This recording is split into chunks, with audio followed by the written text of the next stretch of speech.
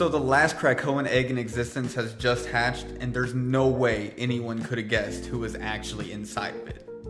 So right now we're looking at X-Force issue number 9. While Professor X was rotting away inside of Grey Malkin prison, he started getting psychic visions of a rebellion happening in the Shi'ar Empire.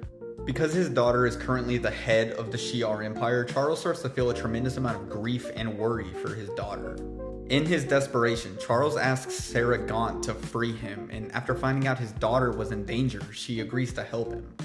But before Charles is able to escape from the prison, he's approached by Rogue and her X-Men, but Charles has been pumped so full of drugs that he actually doesn't recognize them, and he believes them to be his original 5 X-Men. Rogue and her team try to stop Professor X from leaving, but he proves to be much too powerful for them, and he ends up just walking right out of the prison. After a little while, Professor X takes refuge with Storm in her sanctuary, but he isn't going to be there for long. Because Scott and his team of X-Men have arrived to take Professor X back to prison, and a massive battle ensues. Scott and Charles end up separated from the rest of the group, and Scott ends up getting the upper hand, but before Scott can take Charles back to prison, Charles shows him what he's been hiding. The last resurrection egg from Krakoa, and at first Scott can't believe what he's seeing, but eventually he says that it doesn't matter and he still wants to take Professor X back to prison.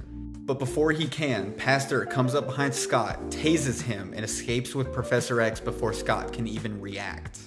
Now all of this brings us to X-Force issue number 9. During the battle between Scott and Storm's teams, we see that Professor X actually sent out a psychic SOS to Sage, who immediately agrees to help.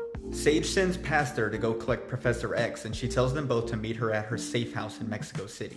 While they're in the safe house, Pastor takes this opportunity to ask Sage why she's so willing to help Professor X. He's the most wanted man in the world right now. And Sage says that it's because Charles was her first best friend. She would burn the world to make sure that he was safe.